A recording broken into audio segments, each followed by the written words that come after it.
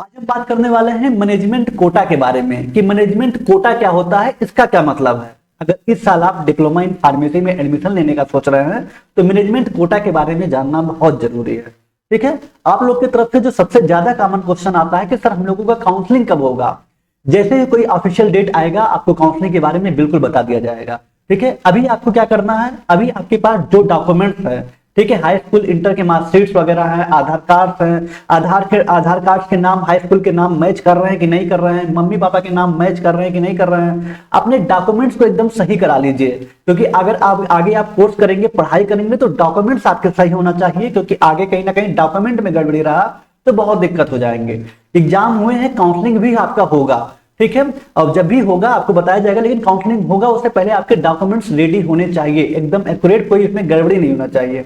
ठीक है, document ready करिए, जैसा ही कुछ आएगा तो बताया जाएगा। लेकिन आज हम बात करने वाले हैं मैनेजमेंट कोटा क्या होता है इसके बारे में। ठीक है, देखिए मैनेजमेंट कोटा होता क्या है, डायरेक्ट एडमिशन कैसे मिलता है, थोड़ा सा अगर हिंट दें मैनेजमेंट कोटा के बारे में। जो भी स्टूडेंट्स काउंसलिंग कराएंगे, जब काउंसलिंग का डेट आएगा काउंसलिंग करवाएंगे, ठीक है, उनको रैंक के हिसाब से कॉलेज मिल जाता है, प्राइवेट कॉलेज, गवर्नमेंट कॉलेज। लेकिन बहुत सारे ऐसे स्टूडेंट हैं जो काउंसलिंग नहीं करा पाए, ठीक है, काउंसलिंग नहीं करा पाए, उन्हें डायरेक्ट एडमिशन चाहिए, तो वहां कहानी शुरू होती है मैनेजमेंट कोटा से। ठीक है, अब यहां जानना जरूरी है कि मैनेजमेंट कोटा क्या है। अगर आप काउंसलिंग नहीं कराना चाहते, डायरेक्ट एडमिशन लेना चाहते हैं तो कैसे काम आएगा मैनेजमेंट कोटा, उसके बारे में लास्ट तक चर्चा करेंगे। ठीक है, तो सबसे पहले तो स्वागत है आपका उदित फार्मेसी के, उदित एकेडमी के इस यूट्यूब चैनल पे। आइए डिस्कस करते हैं, देखते हैं कि मैनेजमेंट कोटा क्या होता है, डायरेक्ट एडमिशन कैसे मिलता है, डिग्री वैलिड होती है या नहीं होती है। अगर हम डायरेक्ट एडमिशन ले रहे हैं तो डिग्री वैलिड रहेगा कि नहीं वैलिड रहेगा, फीस कितना होता है, जो सबसे कॉमन क्वेश्चन है, किन स्टूडेंट को मैनेजमेंट कोटा लेना चाहिए, किन को नहीं लेना चाहिए, और किन बातों से बचना चाहिए, ये सारे पॉइंट को क्लियर करेंगे, लास्ट तक जरूर देखिएगा। ठीक, देखिए मैनेजमेंट कोटा क्या होता है। मैनेजमेंट कोटा का मतलब है कि प्राइवेट कॉलेज जो होते हैं, कुछ ऐसे कॉलेजेस होते हैं, कुछ यूनिवर्सिटी होते हैं, ठीक है, जो स्टेट के कुछ रूल्स के अकॉर्डिंग, स्टेट के राज्य के नियमों के अनुसार एलिजिबल स्टूडेंट को सीधे एडमिशन दे देते हैं।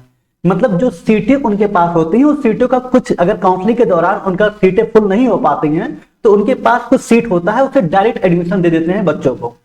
कैसे, उसी प्रोसेस को हम बोलते हैं मैनेजमेंट कोटा। ठीक है, अगर आप काउंसलिंग नहीं करवा पाए, आप किसी यूनिवर्सिटी में जा रहे हैं एडमिशन करवाने के लिए, अगर वहां पे मान लीजिए एक एग्जांपल माने कि 60 सीट है, 60 में से मान लीजिए 40 सीट ही भर पा रहे हैं काउंसलिंग के दौरान, उसके पास काफी सीट बचे हुए हैं, तो उस सीटों के अकॉर्डिंग आपका एडमिशन डायरेक्ट हो सकता है उस कॉलेज में। इसी प्रोसेस को बोलते हैं मैनेजमेंट कोटा। ठीक है, काउंसलिंग के जरिए सीट नहीं मिलती तो कुछ मामलों में आप सीधे कॉलेज से संपर्क करके एडमिशन ले सकते हैं। मतलब जो स्टूडेंट है वो डायरेक्ट कॉलेज से कॉन्टेक्ट करे, कॉलेज में अगर सीट खाली है तो डायरेक्ट कंफर्म कर ले अपना एडमिशन, उसका एडमिशन हो जाएगा। ठीक है, मैनेजमेंट कोटा क्यों होता है, सभी सीटें काउंसलिंग से नहीं भरती, सभी सीटें काउंसलिंग से नहीं भरती हैं, इसलिए कुछ राज्यों में प्राइवेट कॉलेज को कुछ सीटों पर एडमिशन देने की अनुमति दी होती है। खासकर कुछ यूनिवर्सिटी वगैरह को, इंस्टीट्यूट को तो बहुत कम चांस है, लेकिन कुछ यूनिवर्सिटी वगैरह के पास कुछ प्रॉपर मतलब कुछ सीटें होती हैं, वो सीटें स्टूडेंट्स को एलिजिबिलिटी के हिसाब से या स्टूडेंट के जिस तरह से वो एडमिशन लेना चाहते हैं उस हिसाब से फिर वो एडमिशन दे देते हैं, अगर उनकी काउंसलिंग नहीं हुई है तब भी। स्टेट रूल अलग अलग हो सकते हैं, ये ध्यान रखिएगा, अलग अलग राज्य के अलग अलग रूल हो सकते हैं। ओके, तो कैसे एडमिशन लेना है, मान लीजिए किसी स्टूडेंट का काउंसलिंग नहीं हो पा रहा है तो उनको डायरेक्ट कैसे एडमिशन लेना है, या एग्जाम नहीं दिए हैं तो कैसे एडमिशन लेंगे। तो आपको कॉलेज सबसे पहले सिलेक्ट करना है, किस कॉलेज, किस यूनिवर्सिटी में आपको एडमिशन लेना है, वो कॉलेज पीसीआई अप्रूव्ड है कि नहीं है। ठीक है, पीसीआई अप्रूव्ड है कि नहीं है, एलिजिबिलिटी चेक करना है कि वहां सीटें खाली हैं कि नहीं खाली हैं, कितनी सीटें हैं, कितनी सीटें काउंसलिंग से भर रही हैं और सीटें खाली हैं कि नहीं खाली हैं। उसके बाद आपका जो मेन डॉक्यूमेंट है उसको सबमिट करना है, बात करने के बाद अगर खाली है, फीस आपको बात करना, फीस पे करना है और आपका एडमिशन कंफर्म हो जाएगा। ठीक है, तो यही प्रोसेस एकदम सिंपल प्रोसेस है। मैनेजमेंट कोटा और काउंसलिंग की बस बेसिक चीजें यही है कि जो काउंसलिंग होता है वो मेरिट के हिसाब से होता है, आपके रैंक के हिसाब से होता है। ठीक है, आपके कितने मार्क्स आए हैं, कितने रैंक आए हैं, इसके हिसाब से होता है। लेकिन मैनेजमेंट कोटा में डायरेक्ट कॉलेज से बात करिए, यूनिवर्सिटी से बात करिए, अगर सीट वहां पे खाली है तो आपके एडमिशन हो जाएंगे। ठीक है, काउंसलिंग के थ्रू करेंगे तो आपके फीस बहुत कम लगेंगे, लो फीस में एडमिशन हो जाएगा। लेकिन अगर मैनेजमेंट कोटा पे एक बात करें तो यहाँ पे यही बात आती है, सीट तो आपका मिल जाएगा, एडमिशन तो आपका हो जाएगा, लेकिन फीस डिपेंड करेगा कॉलेज पर। ठीक है, यूनिवर्सिटी पर डिपेंड करेगा कि आपसे कितना फीस लेते हैं मैनेजमेंट कोटा का।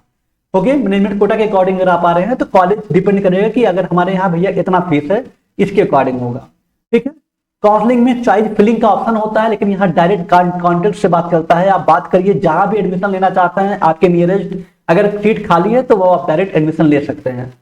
ठीक है, क्या मैनेजमेंट कोटा से एडमिशन लेने पर डिग्री वैलिड रहती है? ये भी एक बहुत बड़ा पॉइंट है।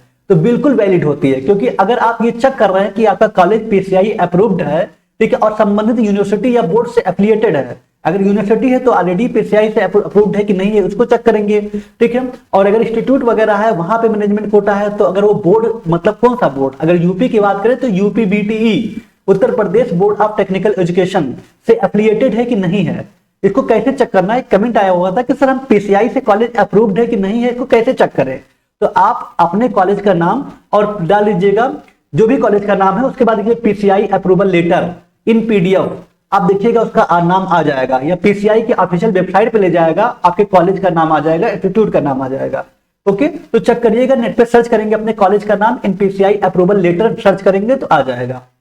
ओके, पीसीआई अप्रूवल लेटर, उसके बाद कॉलेज का नाम डाल दीजिएगा इन पीडीएफ, वहां से भी आपको देखने को मिल जाएगा। आप एक बार सर्च करके देखिएगा जिस भी कॉलेज का आपको चेक करना है। ओके, नहीं अगर पता चल रहा है तो आप कॉलेज से कांटेक्ट करके वहां भी बात कर सकते हैं, वो भी आपको आइडिया दे सकते हैं कि कैसे आप अप्रूवल लेटर को देख सकते हैं। ठीक, तो सबसे पहले बिल्कुल वैलिड होता है अगर आप डायरेक्ट एडमिशन लेते हैं तो पीसीआई अप्रूव्ड कॉलेज रहे, एफिलिएटेड रहे बोर्ड से, बस इतना काफी है। फार्मेसी के रजिस्ट्रेशन में भी कोई दिक्कत नहीं आएगा, गवर्नमेंट या प्राइवेट जॉब में भी कोई दिक्कत नहीं आएगा। बी फार्मेसी में भी एडमिशन ले सकते हैं आप लेटरल एंट्री के थ्रू, क्योंकि बी फार्मेसी 4 साल का कोर्स है ना, लेकिन जब आप बी फार्मेसी कर लेंगे तो 3 साल का होगा। तो भले ही मैनेजमेंट कोटा से कर रहे हैं, आप बी फार्मेसी में भी डायरेक्ट सेकेंड ईयर में एडमिशन ले सकते हैं।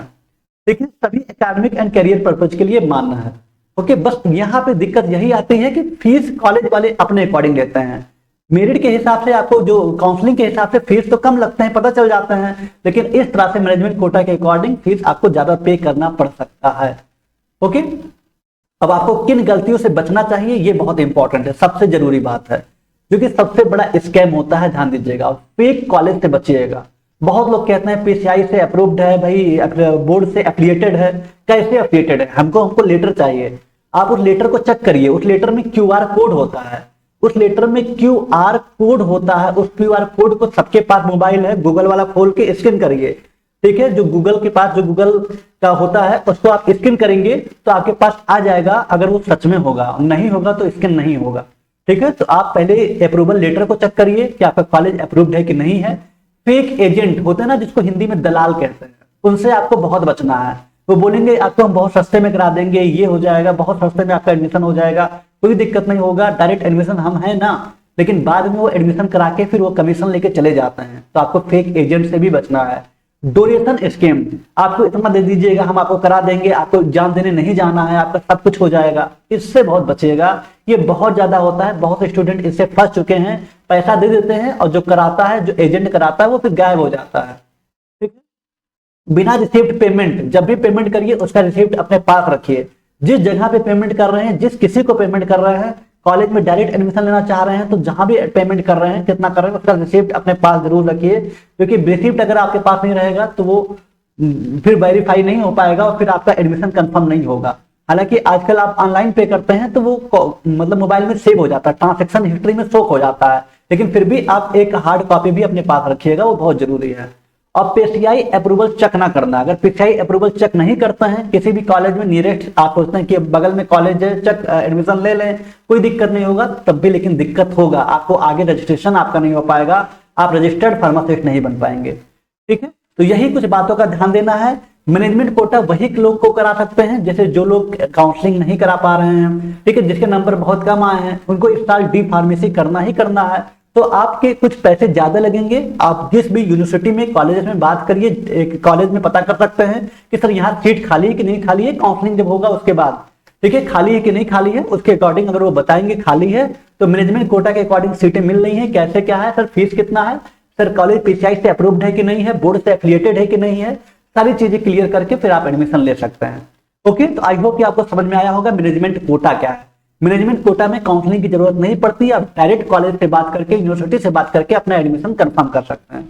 ठीक है, तो आई होप कि आपको मैनेजमेंट कोटा समझ में आया होगा। और भी कोई रिलेटेड नहीं समझ में आ रहा मैनेजमेंट कोटा क्या है तो कमेंट में जरूर बताइएगा, या इससे रिलेटेड कोई भी और टॉपिक होगा तभी बताइएगा।